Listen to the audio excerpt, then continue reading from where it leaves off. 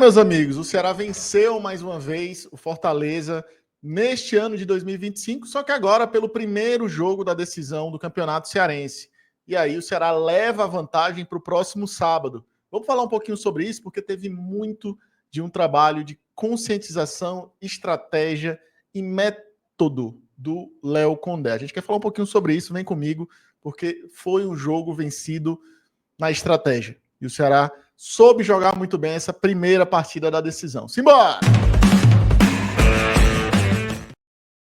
Você que está chegando no vídeo agora, deixa o seu like, se inscreva por aqui, seja muito bem-vindo. Vamos falar sobre essa vitória do Ceará sobre o Fortaleza, em que o Ceará se impôs mais uma vez diante do seu rival, venceu a segunda partida no Clássico Rei neste ano, né? E a gente viu todo desenrolado, o primeiro Clássico Rei até aqui, em que muitas situações foram criadas. Eu acho que diante das contratações do Fortaleza nessa temporada, nome de peso, como Paul Fernandes, Davi Luiz e outros aí que vieram precedidos de muito nome, mas que até agora não conseguiram ainda fazer com que a equipe do Fortaleza superasse ausências da temporada passada que foram muito bem, como o caso do Hércules, né? Um jogador que era muito útil, era um motor do meio de campo do Fortaleza e que, acredito eu, está fazendo falta nesse jogo de transição mais rápida da equipe. E isso pesa até agora no desempenho do Fortaleza nessa temporada e tem feito, principalmente nos clássicos, com que o Ceará consiga prevalecer diante do seu maior rival. Claro, o Ceará tem uma equipe, um elenco que ainda está aquém em relação ao Fortaleza. O elenco do Fortaleza tem mais robustez, conseguiu um quarto lugar no Brasileiro do ano passado, mas o Ceará, com estratégia, com um plano de jogo muito bem traçado, com jogadores conscientes taticamente, que não sabem sofrer com a pressão do jogo. Na verdade, eles sabem lidar com essa pressão muito bem. O Ceará, tanto no primeiro jogo dessa temporada, no primeiro Clássico Rei dessa temporada, soube fazer isso com maestria, fez um jogo muito bom, né? Teve aí condições até de ter o placar mais elástico dentro da partida, mas não conseguiu.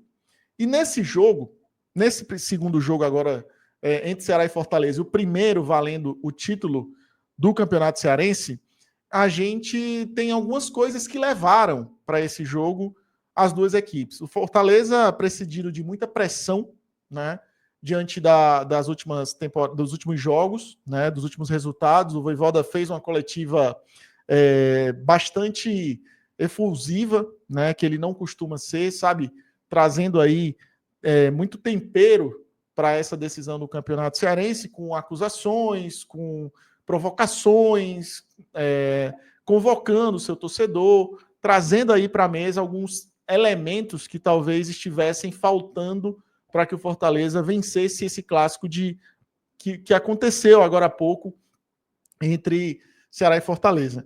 Já pelo lado do Ceará, além de toda a expectativa, já que o Ceará dentro do Campeonato Cearense tem 100% de aproveitamento, na quarta-feira o Ceará enfrentou o Confiança pela Copa do Brasil e teve aí um desafio enorme. Passar pelo Confiança não foi tão fácil quanto se imaginava. A equipe do Confiança se ouve bem, deu trabalho ao Alvinegro durante os 90 minutos. O Ceará lutou muito para buscar o empate, saiu atrás do placar por 2-0 e conseguiu o empate no tempo normal e nos pênaltis foi muito bem, fez 3-0 e garantiu sua classificação para a terceira fase da Copa do Brasil.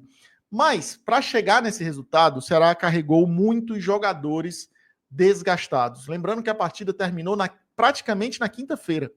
Então o Ceará teve aí pouco mais de 48 horas para estar em campo valendo a decisão do Campeonato Cearense. Já o Fortaleza, por outro lado, teve a semana cheia, semana de trabalho, semana inteira, sem jogo no meio de semana, descansou, se preparou e chegou para esse jogo que aconteceu neste sábado.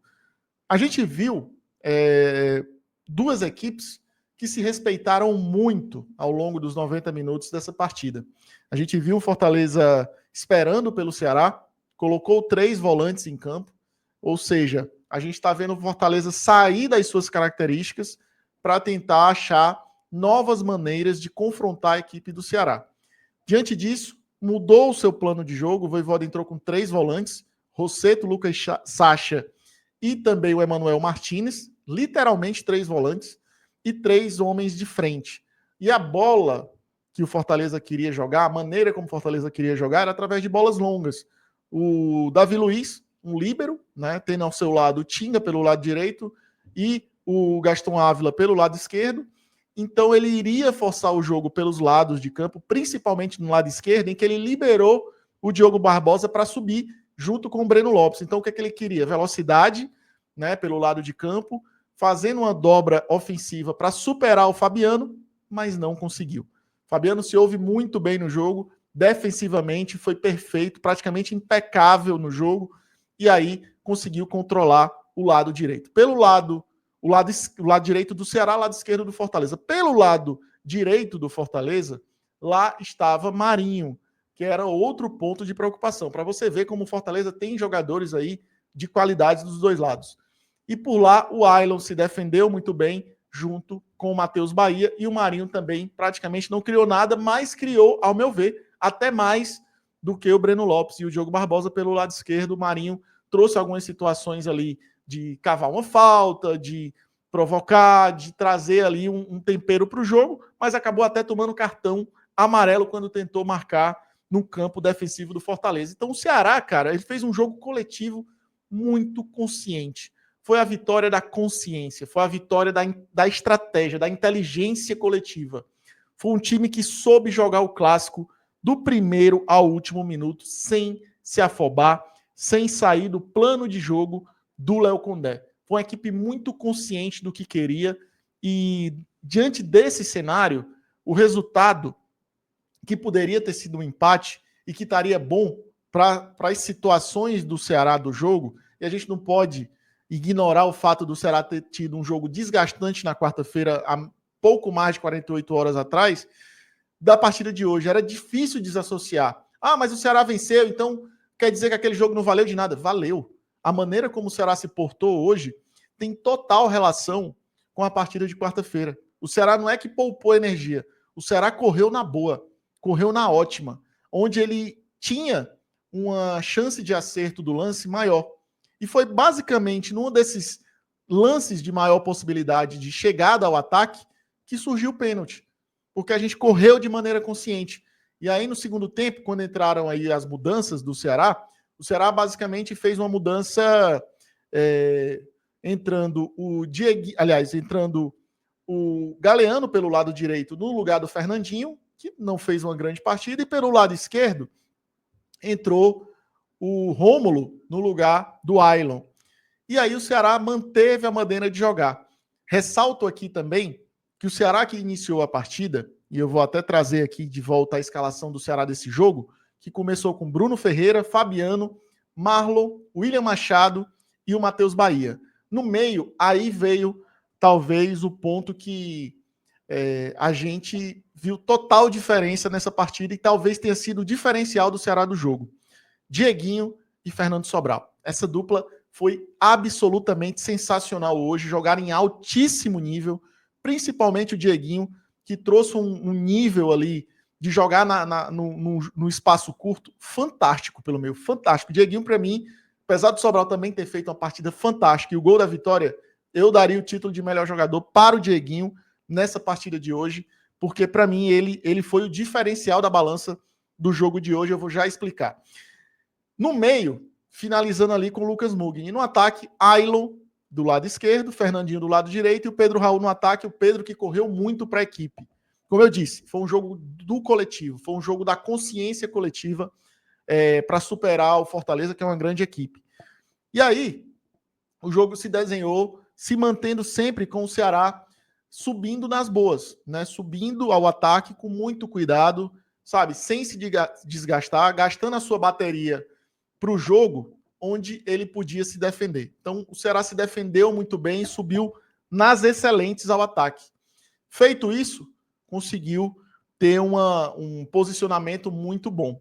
Principalmente no começo do segundo tempo. Porque o primeiro tempo, o desenho do primeiro tempo, foi um primeiro tempo de estudo das duas equipes e um tanto quanto morno.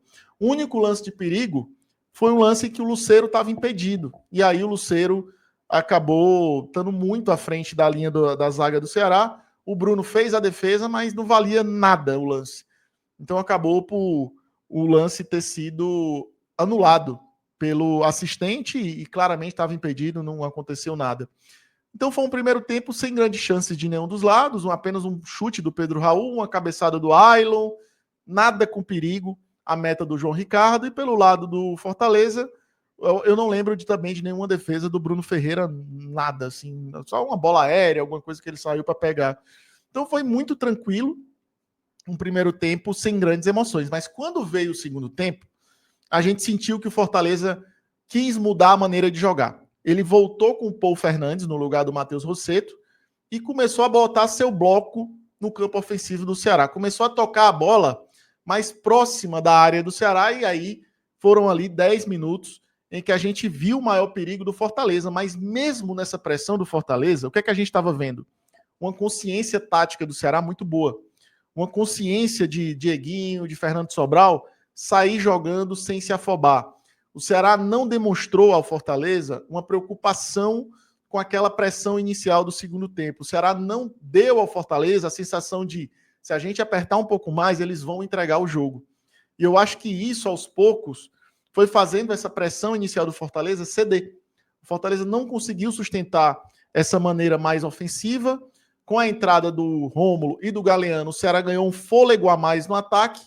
E nas estocadas que começaram a surgir do Ceará no segundo tempo, numa delas, o Galeano ali numa briga dentro da área, ficou com a bola, driblou o Davi Luiz, iria ficar cara a cara com o João Ricardo, e aí o Gaston Ávila chegou atabalhoado, derrubou o Galeano dentro da área, pênalti bem marcado, não tem o que discutir. O que poderia ser discutido foi o primeiro lance, o lance em que a bola chegou no Pedro Raul, que aí poderia o Pedro Raul estar impedido, mas o lance foi revisado e foi visto que o Pedro Raul estava na mesma linha do Davi Luiz. E aí, tudo certo, pênalti, bola na cal e Fernando Sobral com maestria bateu o pênalti que abriu o placar e os caminhos do Ceará nesse Clássico Rei. João Ricardo não pôde fazer nada, perdeu ali a passada, ficou de joelhos e viu a bola morrer no fundo das suas redes e o Ceará abriu o placar nesse momento, trazendo ali para o jogo mais emoção, porque certamente o que se imaginava, o jogo ainda estava 11 contra 11, era mais de 30 minutos do segundo tempo, então aí o Fortaleza ainda tinha tempo para buscar um empate ou buscar uma virada, mas logo após o gol do Ceará, aí veio o destempero emocional total da equipe do Fortaleza. E aí você vê que aquela... Lembra do que eu falei no começo desse vídeo? A coletiva do Vojvoda? O destempero que o Vojvoda trouxe naquela coletiva? Pois é. A gente viu nos jogadores do Fortaleza. Não foi, talvez, um reflexo de confiança que se queria nos jogadores do Fortaleza. Foi um reflexo de falta de controle emocional. O Paul Fernandes, logo depois que o Ceará abriu o placar, agrediu o Fernando Sobral e foi expulso. Foi bem na frente do árbitro para você ver como o jogador sequer avaliou se era o momento ou não de dar uma cotovelada, um safanão, um tostão na perna do jogador. Não, ele fez na frente do árbitro que direto expulsou e não tinha o que fazer, né?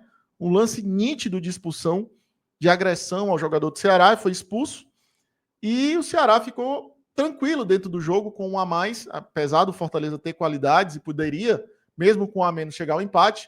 O Ceará se ouve muito bem, teve o controle de bola, o meio de campo com Dieguinho e Sobral, que permaneceram os 90 minutos, bailou em campo, né? Trouxe aí muita qualidade, eles com mais espaço para jogar, tiveram pleno controle do meio de campo, da partida até o final, onde o Fortaleza praticamente não fez mais nada. O Ceará ainda teve algumas movimentações com a entrada do Guilherme no lugar do Pedro Raul. O Guilherme brigou muito, mas brigou pela bola, jogando o jogo. Muito bom jogador, muito boas movimentações do Guilherme dentro da partida, sempre trazendo uma consciência de jogar no jogo coletivo, de se movimentar em função do companheiro que está com a bola, tentando dar uma opção de passe. Muito interessante o Guilherme, jogador aí das categorias de base do Ceará, que está integrado ao profissional, certamente vai ser bem útil aí ao longo da temporada se continuar evoluindo dessa forma. Parabéns ao Guilherme, tá? A gente tem que registrar aqui essa cria da base do Vozão, que trouxe aí uma consciência muito legal para o jogo. Então, o Ceará levou o jogo até o final e conquistou, né, com tranquilidade depois do gol, justamente por conta desses destemperos. Ainda teve o destempero do Moisés, que tentou agredir o Marlon, porque o Marlon segurou ele, fez uma falta comum de jogo. O Moisés foi para cima do Marlon, tentando provocar uma agressão no defensor alvinegro. O Marlon ficou na dele, não entrou na pilha do Moisés, que entrou também pilhado, e acabou os dois tomando cartão amarelo. Ficou por isso, ficou, ao meu ver, até barato, talvez, para o Moisés, que poderia ter sido expulso também por esse destempero dele. O Marlon também mereceu o cartão pela falta, mas foi uma falta de jogo para trancar, para travar, não foi uma agressão, não foi nada.